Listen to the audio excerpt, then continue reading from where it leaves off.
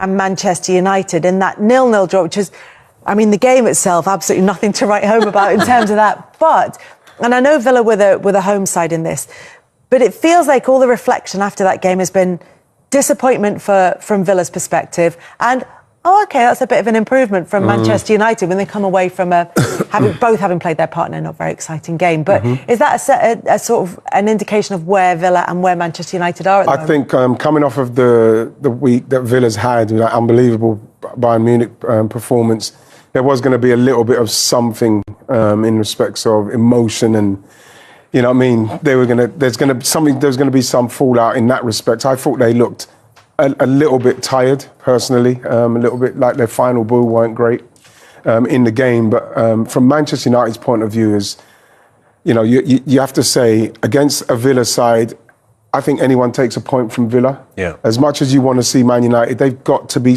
creating more chances. Yeah. I think they're 18th in the league for chances created. They're not creating chances. But I suppose that the only thing you can take from it, even though their manager's under a hell of a lot of pressure at the moment, is that a point at Villa now you've just got to take it. I was expecting to see a bit more from them. It just doesn't seem to be happening. Everybody's saying with Manchester United, patience. I don't know how much more patient people can be, because it's something. Man United will not be challenging for the top four this season, not on what I've seen up to this point. So whatever's going to be happening, it's got to happen sooner rather than later, so as they can see if they can do something where they can start playing like how we expect Man United to play with the players they've got. We're talking about a majority of Ten Hag's players are on the bench. Ugarte, Casemiro are not playing. You're playing a football academy player in Kobe Mainoo, and Eriksen are free. The same with Lisandro Martinez and De Ligt.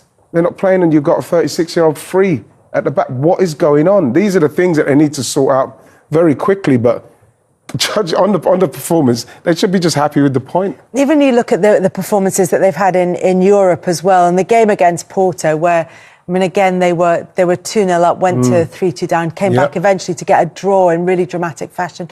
The draw against FC Twente in there as well. It feels like it's not even so much the results, but the performances. And even if this was a slight improvement against Aston Villa, it's still not hitting any great heights. No. So you're not buying what he's saying about rotating the squad then? I'm not, no. I'm not, unfortunately, no. You know why as well, because it's been long enough. Yeah. I think what we've seen in Maresca, Chelsea, we're starting to see something, it shouldn't be taking as long as it's taken. Especially when the amount they've spent. The money they've spent, I think Man United fans have been fantastic with the support they've given. So, you know what I mean? Everybody's waiting to see what's going to happen. You see him and Rude. I don't know if they were arguing on the bench or not, but they're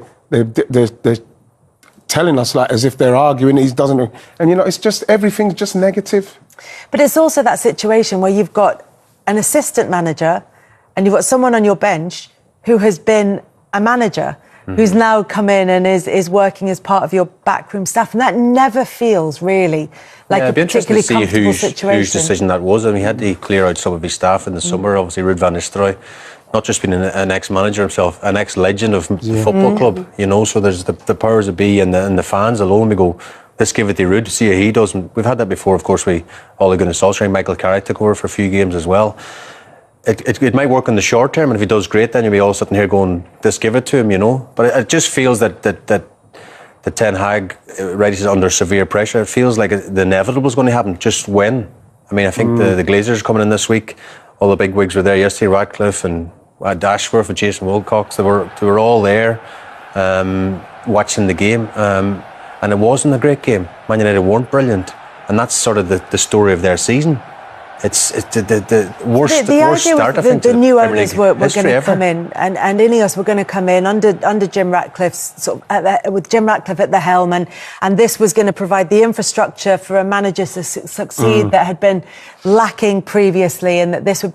Do you think we're far enough into the season now to see whether or not that change in infrastructure has an effect on Erik Ten Hag? Is this long enough to judge whether that support is going to be enough to allow him to do to the best? I think that they've given him more than enough. I think that like we mentioned, the amount of money he's spent up to this point, we still don't know a tactical plan You know what I mean? I think they've been very good, and they're still being patient now. Does I he don't know what understand his players, though? That's the question. Like, you see Joshua Zirkzee, and I mean, you know, he was sort of the standout player of Bologna. We talk about Riccardo Calafiori, but look what he's doing under Arteta, right? When there is a tactical plan, the player shines, right?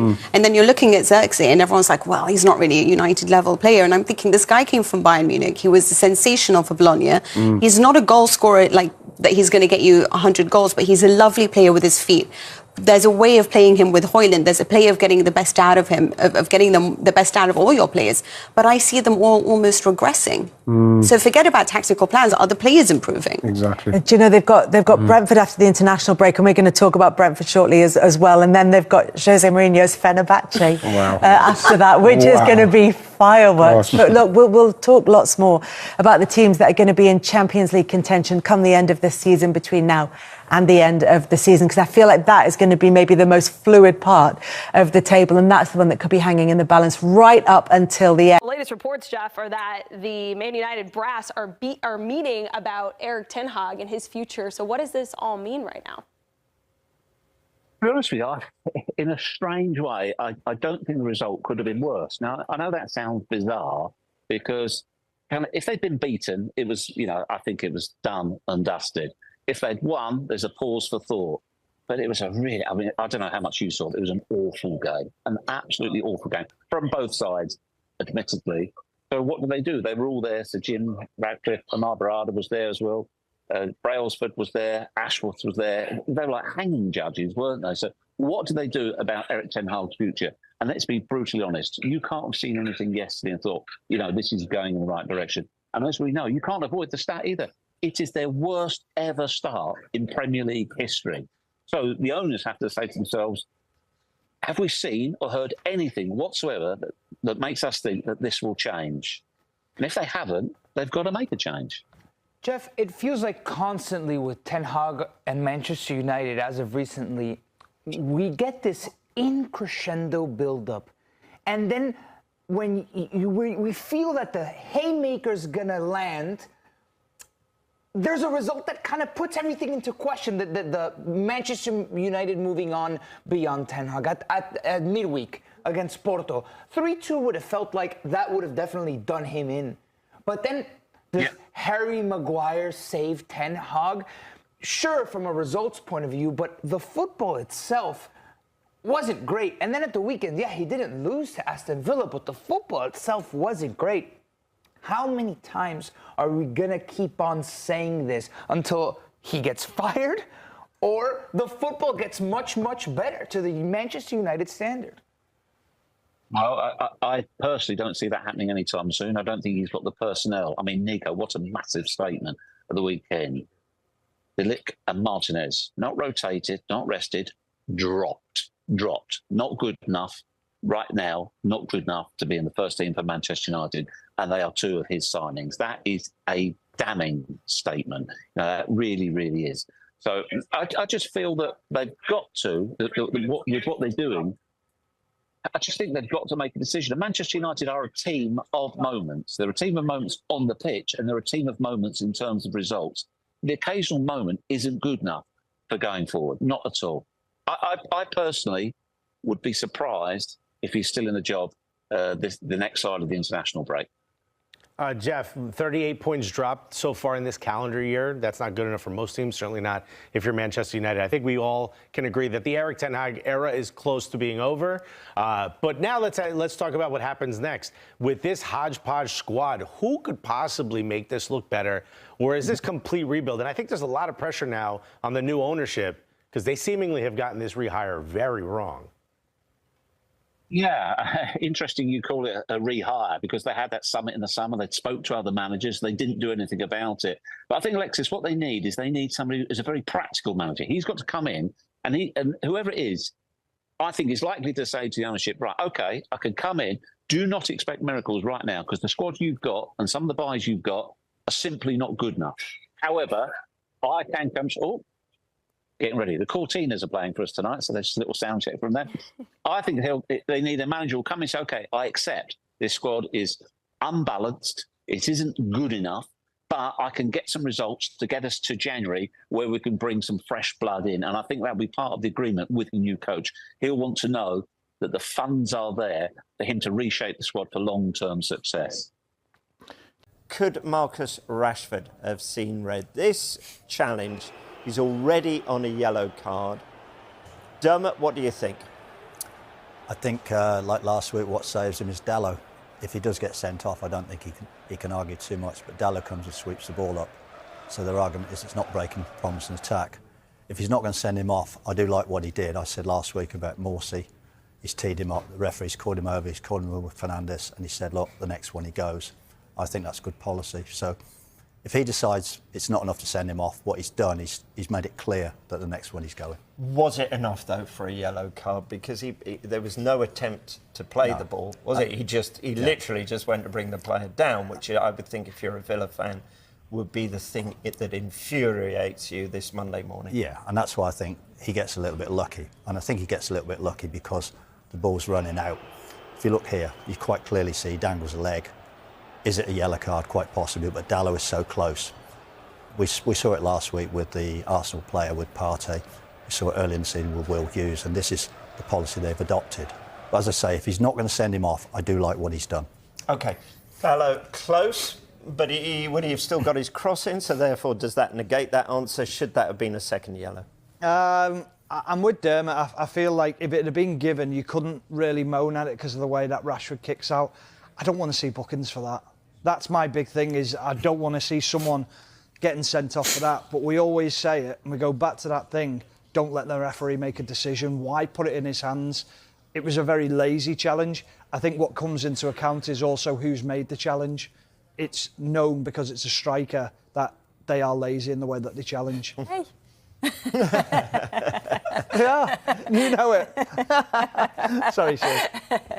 Yeah, I probably would have done that as well. Yeah. But no, I think it's a second yellow. I think he's lucky not to go for that. And I think when you're on a yellow, you don't put challenge in like that. But then I did remember what Dermot said last week. If there is like the covering player, is that they're not stopping a promising attack. And Dallo did come across. But I think it says it all when Erik ten Hag takes him off a couple of minutes later, because he knows that he's running a fine line. So I thought it was a second yellow.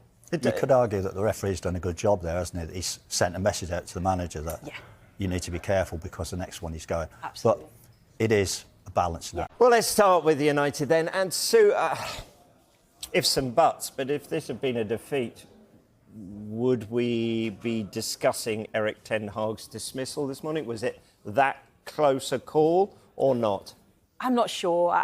There's obviously so much scrutiny after the Tottenham game, the way that they played, how disjointed they were, both on and off the ball, and then obviously going into Europe, going 2-0 up, probably not really at the very best, but 2-0 up, you're quite in control of a game and ending up drawing the game. So, yes, there would have been a lot more scrutiny if they'd have gone to Aston Villa and lost the game with a heavy defeat. I think that would have certainly ramped up the pressure, but you just feel the structure that Manchester United have put in place. I think we spoke about that they'd spoke to other managers in the summer. For whatever reason, they didn't go with another manager. They continued with Ten Hag. They backed him. They brought in other players. So I think after 6 or 7 games then to go, oh, actually, we're going to change our manager now.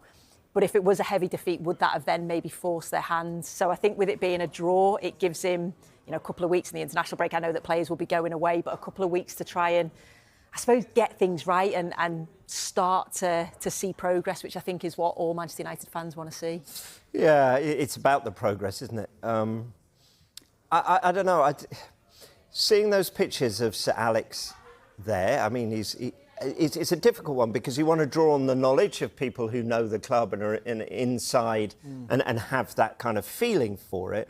But also, it must be very difficult. I remember speaking to sort of people like Wilf McGuinness at United after Sir Matt Busby left. He was still at the club. And they've said it made it harder because the thought of him sort of prowling the corridors was always there. Is it a help or not a help? I think only the people in charge will know that. I think a lot of people make a lot of this and sort of feel like it puts extra pressure on the managers. I don't think Sir Alex Ferguson's that type of person. I think he'd be there to, if you wanted information or if you wanted help or advice in any way, I don't think he'd be judgmental about anyone. I think he can be judgmental in his own way, but I don't think he'd voice those opinions. I think he'd keep things to himself. If he wanted to, he could come out of retirement and go, well, I'll manage the club again. I'll take on the reins if you really want me to. But he's not going to. He's done his time. Now it's about enjoying the game, trying to watch, trying to support as much as he can.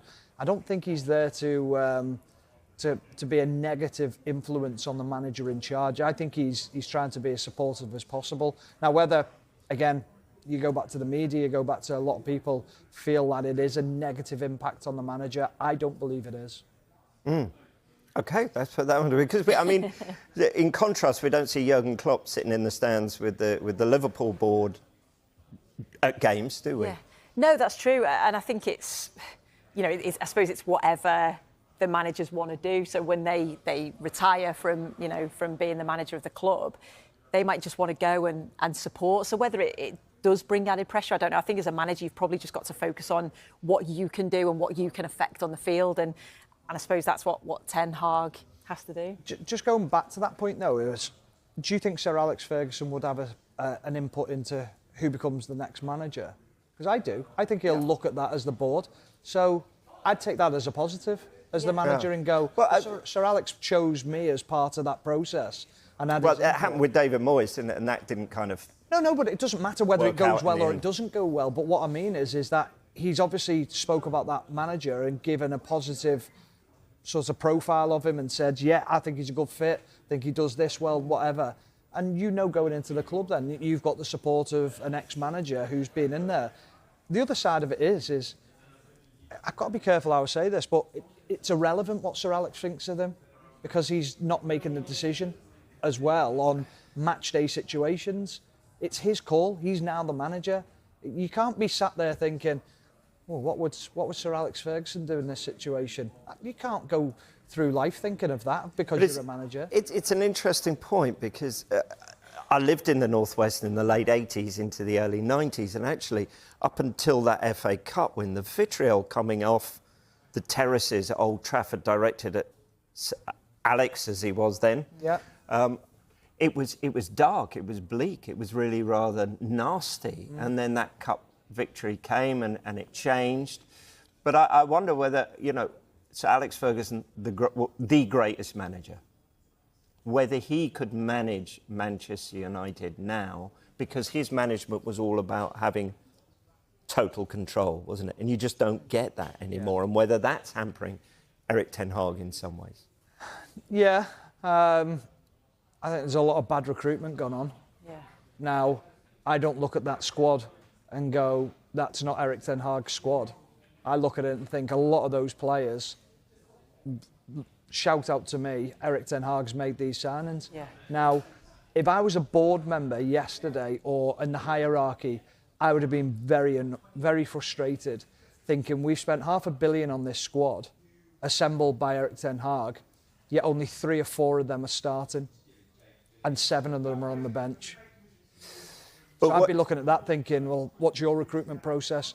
Why don't you back these players to be doing a better job on the pitch? I've got a certain style of football. He keeps on harping on about, I can't play this style of football. I don't have the right players, or I don't have the players able to do it. Well, you've just stuck 7 of them on the bench. And you've gone back to Johnny Evans and Harry Maguire, who you wanted out the football club. And suddenly you get a result out of it. And now it's a completely different picture. So I'd be looking at it as a board member thinking, you've wasted a lot of money here and you've reverted back to the old players. But when Sir Alex said, if you don't play how I want you to play, I'm going to sell you. It doesn't matter who you are. Jaap Stam, David Beckham, you know, all these players. I guess with Erik Ten Hag, Cristiano Ronaldo was one of those. Yeah. But it was that total power that he had allowed him to manage the team in the way he wanted. And I wonder whether nowadays, modern football, you can do that now. Well, it's difficult, isn't it, when you've obviously got other people that are making the decisions as well. But as Stephen said, I think a lot of the signings were Ten Hag signings when you look at the relationship that he's had with a lot of the players that he's brought in. But I think if I was Ten Hag, certainly I'd be having conversations with Sir Alex Ferguson. I know you have your own way of playing and your own style, but you'd certainly be talking to him about his experiences and what he's been through, like you said, when he went through the difficult period and then he came out to be the greatest manager ever, you can say, well, how did you deal with that? What sort of things did you do? And I know football has changed, and like you said, it's changed in terms of you can't have full control. But I still think those experiences and I'm sure guidance, I would certainly be having that conversation, whether he is or not, I don't know. But going back to the process of, or the question about power at a club, how many clubs in the top league or in the Premier League now will managers have full control? Klopp at Liverpool? No. Pep at Man City? Possibly, to a certain degree. Klopp at Liverpool worked under Michael Edwards for a number of years. How did that end? Well, Michael Edwards left. Yeah, but Klopp ended up getting the power, and then what were his signings towards the end of his reign? Not really outstanding. So when you look at that, that is the way the game's evolved and moved. If you look at the actual signings made, I'd say Guardiola's probably got quite a lot of say-so in Manchester City's signings because he's earned that trust on the pitch. I'd say he's probably second with the most power in the transfer window of signings made, because the sporting director has only just come into the football club in the summer. However, they went down this path of, oh, we're going to sign certain players with a certain criteria. Well, he's bought Mazraoui, De Ligt, knows them both from Ajax. He's brought Zirkzee in, who's worked in the Dutch league, so he knows him as well. He's played against him. So you look at those signings straight away and go, who on the board or in the sporting director's role has gone, yeah, they're the signings I wanted. Do you want them, Eric? And he's gone, yeah, I'll take them. I think it's the other way round. I think it's completely the other way round. He keeps saying, doesn't he, that they're all on the same page, they communicate all the time. So whether it's because they have just come in, so he's maybe took more of a control, whether that'll change as time goes on. I don't know, because we've sort of praised Manchester United in terms of the transfers and how smoother they've been in the past, where it's been quite difficult. They've gone for a target, it's gone all the way through the transfer window, and then they haven't got them, they've had to go and get somebody else. So I think we praise them in terms of that's been better, but we'll see as it That's been better, as in getting players through the door, but the value of them, maybe not. Not great, and the profile of them, not great. Because, again, you go back to the signings, and I look at players, and I look at the two players there, Mazraoui and De Ligt, can't get in the buying team. And you're taking their rejects and going, oh, that's going to improve us. That's essentially what you're trying to do. Now, I know they're good players, but they're not getting in Bayern Munich's team. So why would you think we're going to take them into the English Premier League, where it's more physical, more demanding, and a club who is really struggling in Man United and need to improve, and we're going, oh, them two will improve us. Yeah. Well, I think the worry yesterday, obviously, he brought in De Ligt and Martinez, didn't he, for that's his style of play, that's what he wants to do. And last season, when he was saying he had all the injuries to the back line, he couldn't play the way he wanted to play, and yet he's got the two centre-halves that he wants in there so that he can play that little bit higher, he can play the progressive football out from the back, and yet he reverts back to Harry Maguire and Johnny Evans. That's probably a little bit of a concern maybe for... Jeff, I don't know if you saw, there was an image we got here of Ruud van Nistelrooy and Erik ten Hag having a really heated conversation, almost where, and we're showing that clip right now. I know you can't see it. No, I know it, Tony. I know it. Yeah, so it's almost as if Ruud van Nistelrooy is pleading something and Erik ten Hag doesn't want to hear. And Van Nistelrooy's been pretty supportive of ten Hag from the start. This is kind of the first images like this we've seen. Yeah, Tony, the only thing I would say, I mean, at first glance, it doesn't look great, does it? But I don't know about your experience, if you've ever played or worked with Dutch. They are unbelievably forthright. Forthright. I mean this quite literally. And it's never, ever personal. It's not emotional at all. And you have to kind of get used to it. Literally, you know, if I was working with a Dutch broadcaster, he would say to me, probably not unreasonably, yes, Jeff, you must admit you are nowhere near a top broadcaster yourself. You have limitations, but you do your best. And then carry on talking like that. It's literally, they are that direct. So I personally would discount that because of the nature of many, many Dutch people. I've seen and heard it so many times in football. But I think they've got a lot bigger problems than that. It's as simple as that. The results, the performances, everything about it is really poor. A constructive criticism, hardness discussion amongst Dutch people must be brutal. You'll find out where you stand. I'll never say the words, tell me how you really feel. I never forget our great friend Ruud Gullit, who used to laugh about this.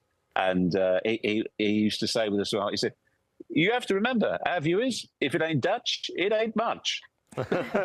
Right, let's get to Manchester United and Erik ten Hag's future now. Their goalless draw with Aston Villa confirmed their worst start to a Premier League season, left them 14th going into the international break.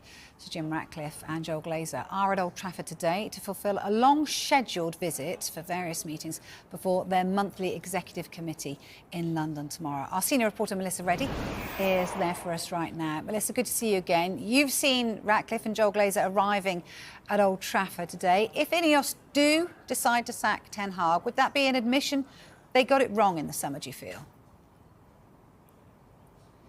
How else would we square the fact that they had this strategic review which dragged on for 2.5 weeks and that encompassed speaking to a variety of managers across Europe, which was so undermining for Erik ten Hag?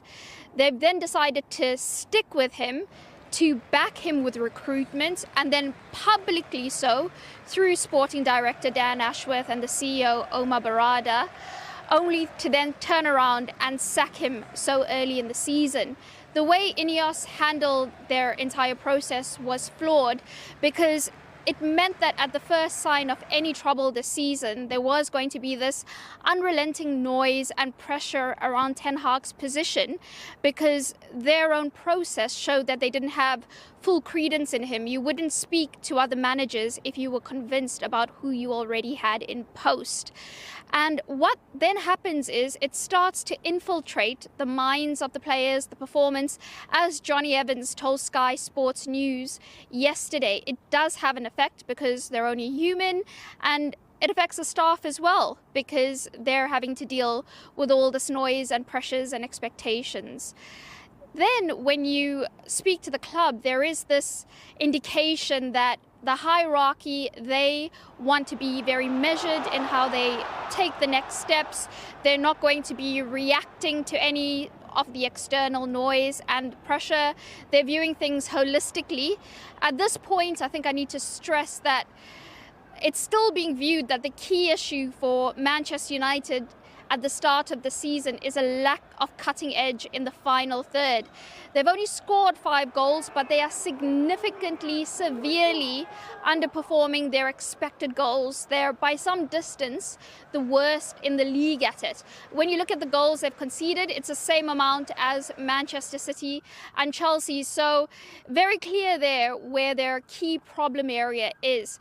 Now, whether the underlying numbers will count as much as the fact that this is the worst start to a Premier League season for United. They're 14th in the league. They're also winless across 5 games in all competitions. So is the underlying numbers going to count as much as the reality of the situation? We'll soon find out. Yeah, I'm sure we will. Look, Melissa, what do you feel has changed in the managerial landscape since they decided to stick with Ten Hag? Well, the communication that Ineos gave us for their decision to stick with Erik ten Hag after the strategic review was they felt they already had the best man for the job in position after all their recon, which, like we said, included speaking to a host of managers around Europe. So it would be quite awkward for them if they now had to circle back to somebody they decided wasn't good enough in the summer or wasn't better than Ten Hag. Now, a few of the options are off the table. Thomas Tuchel is not one of them because he is still out of work. And my understanding from the summer is that negotiations went the furthest with Tuchel over the possibility of replacing Ten Hag. That was followed by Roberto De Zerbi and Maurizio Pochettino. Now they are both unavailable. Kieran McKenna, who was very, very highly thought of, he ruled himself out of the running very quickly by signing a contract extension with Ipswich. So the only real significant change in the landscape is the availability of Gareth Southgate, who we know is close to the hierarchy of Manchester United, but they are very well aware that he would be an unpopular appointment. Then there is also the possibility of placing Ruud van Nistelrooy in interim charge, which you think would be a consideration. Now, there is this line of thought that the whole reason Van Nistelrooy is part of United's coaching staff is that Ineos brought him on board because they were foreshadowing this kind of situation where they would need an interim. But I think it's important to deny that. That is a myth, because the person who actually brought Van Nistelrooy on board was Erik ten Hag himself. OK, good to get that clear. Thank you very much, Melissa. Man United chiefs to decide Erik ten Hag's future, with top option now ready to replace him. Erik ten Hag is fighting to save his job at Manchester United, but must now wait for the club's executive team to hand out their decision after a meeting on Tuesday. Erik ten Hag's fate will be decided on Tuesday when Manchester United's hierarchy meet for crunch talks, with Thomas Tuchel the new favourite to succeed him. Ten Hag's job is on the line after United's worst start to a season for more than half a century, with just 8 points from 7 games leaving them 14th in the Premier League. United co-owner Sir Jim Ratcliffe, his right-hand man Sir Dave Brailsford, CEO Omar Barada, sporting director Dan Ashworth and technical director Jason Wilcox will meet to decide if Ten Hag should stay or go. They will be joined by majority shareholder Joel Glazer, who attended supporters group meeting with Ratcliffe at Old Trafford yesterday, with the pressure building on Ten Hag and Tuchel ready to take over. Tuchel held talks with United in the summer but was unable to reach any agreement with the hierarchy, who then decided to stick with Ten Hag and trigger his one-year contract extension. Former Chelsea and Bayern Munich boss Tuchel remains a free agent and is understood to be open to a return to management at Old Trafford, despite the breakdown of talks over the summer. Although the executive meeting at United's London offices is a scheduled monthly affair, Ten Hag's future will be top of the agenda after such a poor start to the new campaign, which has already left the team 6 points off fourth spot. United missed out on a Champions League place last season and have not failed to qualify for the tournament in successive years in the Premier League era. Failure to make Europe's elite club competition would cost United around £50 million, which is why they may decide to pull the plug on Ten Hag if they feel a top-4 finish is beyond him this season. If the United hierarchy do decide to jettison Ten Hag, the club's former striker Ruud van Nistelrooy, currently part of the first-team coaching staff, would be likely to take charge on an interim basis. Ten Hag has been under huge pressure since the start of the season, after United decided to stick with him in the summer, despite meeting with potential replacements, including Tuchel.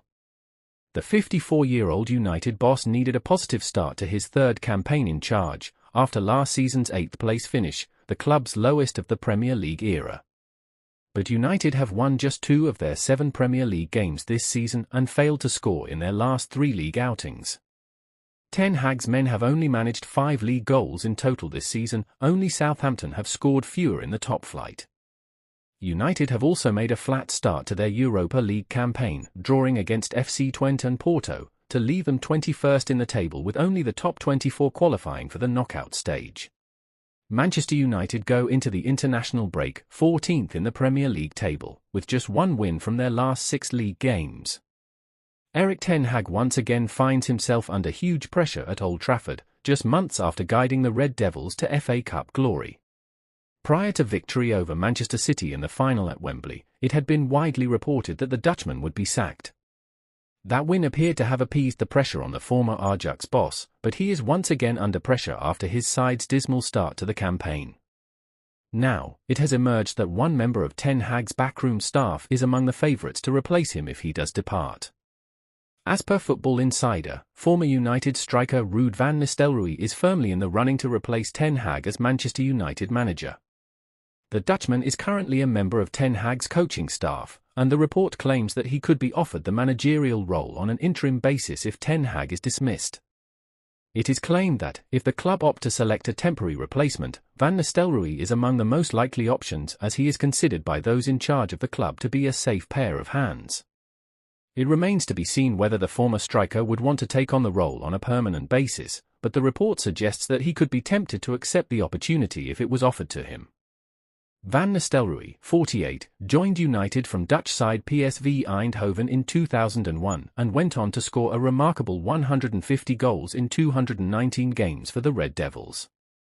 He departed in 2006 to join Spanish giants Real Madrid, but he is still held in high regard by the Old Trafford faithful, and that is said to be part of the reason why those in charge of the club would consider giving him the role. Manchester United duo have withdrawn from their respective national squads for the upcoming fixtures. Kobbie Mainoo and Noussair Mazraoui will not participate in October's international fixtures due to possible injury concerns. Earlier, Alejandro Garnacho confirmed that he would not be travelling with the Argentina squad due to fitness issues. Mainoo suffered a hamstring issue in the 3-0 defeat to Tottenham Hotspur and missed the Europa League clash with FC Porto. Mazraoui came off at half-time as a precaution in the goalless draw with Aston Villa on Sunday. With no domestic football for the next 2 weeks, Man United will hope the trio can focus on recovery. United are next in action against Brentford in the Premier League on the 19th of October.